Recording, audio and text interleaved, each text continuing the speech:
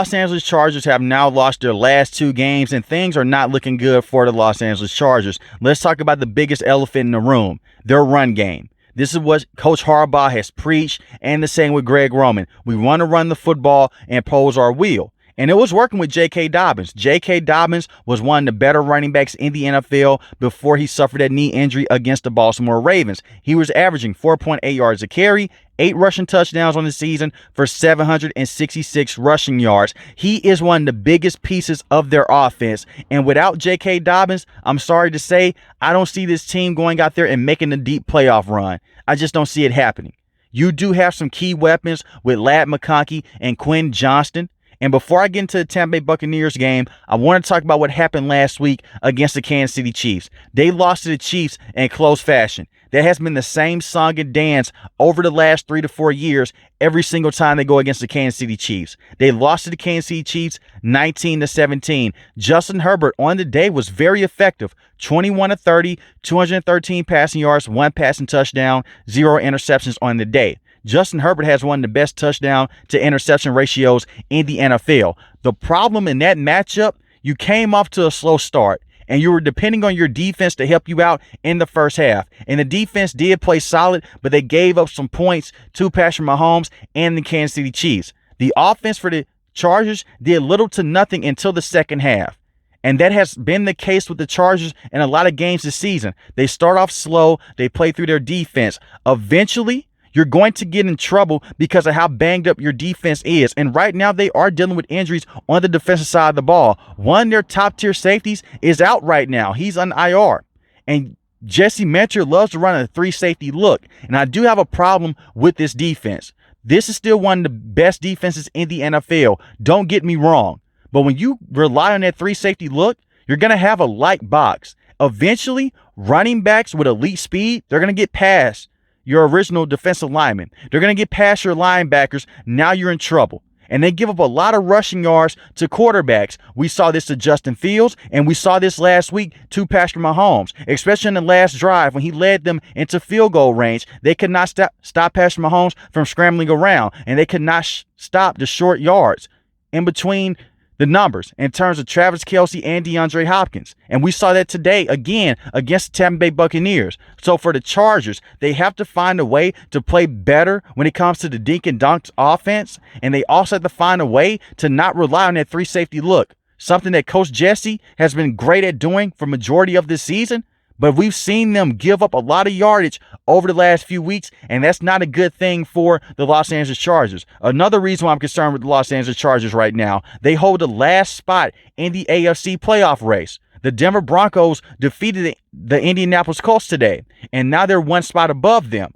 You faced them on Thursday Night Football. That's a quick turnaround. And J.K. Dobbins is not expected to play in that matchup. In the first game between the Chargers and the Broncos, that was a close football matchup. They won the game by 6 points. I'm talking about the Chargers here. But they let up in the second half. You have to finish all the way through. And I'm not going to come on here and say that Coach Harbaugh has failed the Chargers in their last 2 games. Greg Roman has failed the team. This is still a team that is rebuilding on the offensive end. You no longer have Keenan Allen. You no longer have Mike Williams. You have a rookie in Ladd McConkey who missed that game last week against the Chiefs, and they missed him a lot. You have a second-year player in Quinn Johnston. He's still having problems catching the football, but he is a better player this season. And you're missing Will Dissly. You're depending on Stone Smart, your second tight end, to come in and give you production. The tight end position is very important with Greg Roman and with Coach Harbaugh. We've seen this in the past. Vernon Davis was a superstar tight end in the NFL for many years when Coach Harbaugh was the head coach and Greg Roman was the offensive coordinator.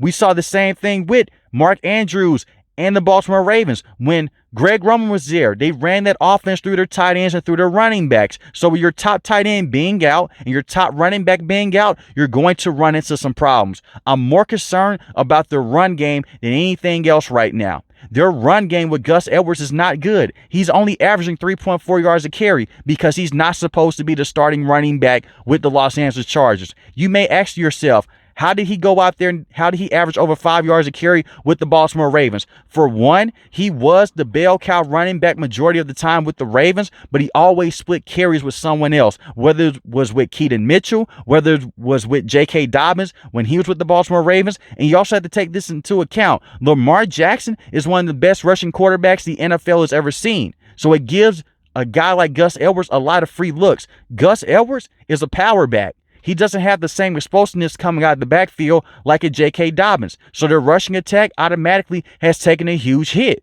And when you look at Justin Herbert, this is the most that he's ever ran in his career. He's running for his life, not because the tackles are bad, because the interior with this offensive line is one of the worst in the NFL, and the weapons on the outside, they can't constantly get open, especially when Ladd McConkey is out dealing with an injury, and Ladd McConkey is their number one wide receiver. Don't get me wrong. But Quentin Johnston, he's had some good moments, but it's not consistent enough. The wide receivers are still a problem with the Los Angeles Chargers. And Joshua Palmer, solid player, but he's not a true game wrecker. They need a wide receiver that is similar to Malik Neighbors, a wide receiver that is similar to Jamar Chase, or a guy like T. Higgins. Hopefully in free agency, they try to go out there and bring in a guy like T. Higgins to help out this offense. But we talk about right now, the Chargers are limited offensively. You can go out there and you can help out their offense. It just depends on the health with JK Dobbins. And Greg Roman is a very predictable offensive coordinator. Not to say that he's a bad offensive coordinator. He's a very smart mind. You don't just become a top coordinator in the NFL by being a bad coach. He helped Lamar Jackson win his first MVP. He helped the San Francisco 49ers go to the Super Bowl many years ago with Coach Harbaugh, Colin Kaepernick, and Alex Smith. So I trust in this leadership long term. I trust in the coaching with Jesse Mentor, but right now they're in a rough patch. In today's game against the Tampa Bay Buccaneers, Todd Bowles went out there and he outcoached Greg Roman. That's what happened in today's game. And Justin Herbert did throw an interception. Justin Herbert on today's game was 21 of 33, 195 passing yards, and he got sacked 3 times. Interior pressure.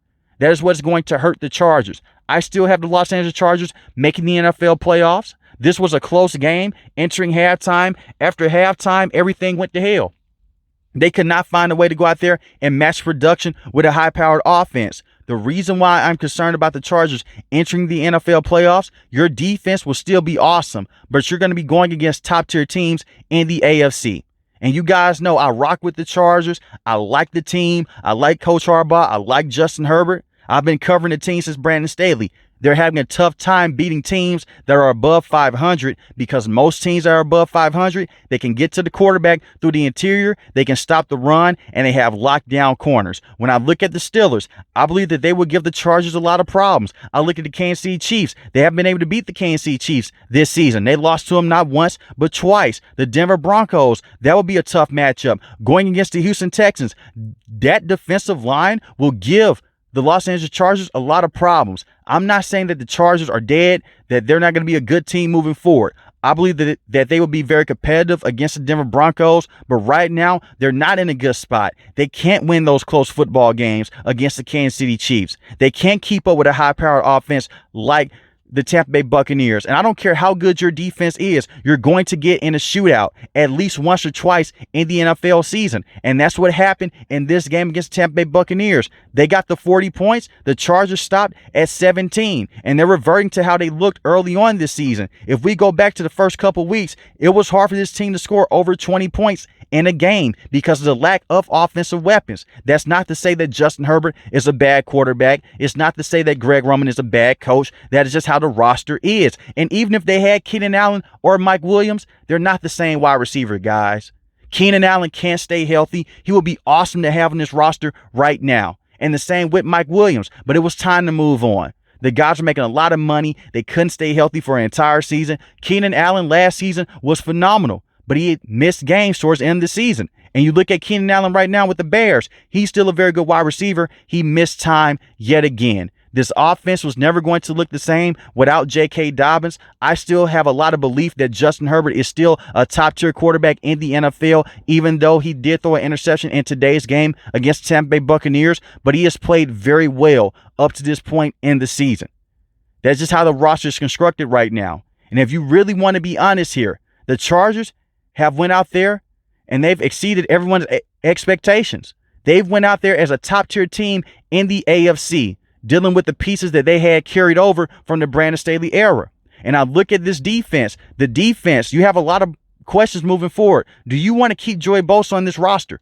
And how much playing time would Joey Bosa get long term? Because you look at Thule. Right now, Thule is more consistent of a pass rusher. He has 7.5 sacks on the season. Joey Bosa has 4 sacks, 1 forced fumble. He can't stay healthy. I look at Khalil Mack, very good player, can get to the quarterback, can stop the run. But they're still missing an interior linebacking presence on the inside that can go out there and put a lot of pressure on the running back and that can keep up with the quarterbacks when it matters the most. And when I talk about the safety injury, I'm talking about Gilman here. Gilman, only 1 interception on the season, but this is a man that was very good at playing his role. A very good player in that secondary. You still have Elijah Molden. You still have Derwin James. But Derwin James is more so of an in-box safety. He's the guy that's going to roam around. He's going to guard the tight ends. You look at a guy like Gilman. He's more so the cover safety. And he can go out there and make key tackles for you. So when I look at this situation with the Chargers, you're going to be fine. It does suck to lose to Tampa Bay Buccaneers 40-17. But you have three games left in the season. You go out there, you defeat the Denver Broncos. You beat a division rival, not once, but twice. Regardless, I do believe that the Los Angeles Chargers will still make the NFL playoffs. And if you're a Chargers fan, just enjoy the ride, because this coaching staff right now is way better than the coaching staff was underneath Brandon Staley. But let me know in the comment section below, how do you guys feel about the Los Angeles Chargers, and are you concerned about this team long term? If you're new to the channel, hit the subscribe button. If you like the video, hit the like button. Most importantly, want each and every last one of you guys stay safe, stay positive. Thanks for the video, guys. God bless. Peace.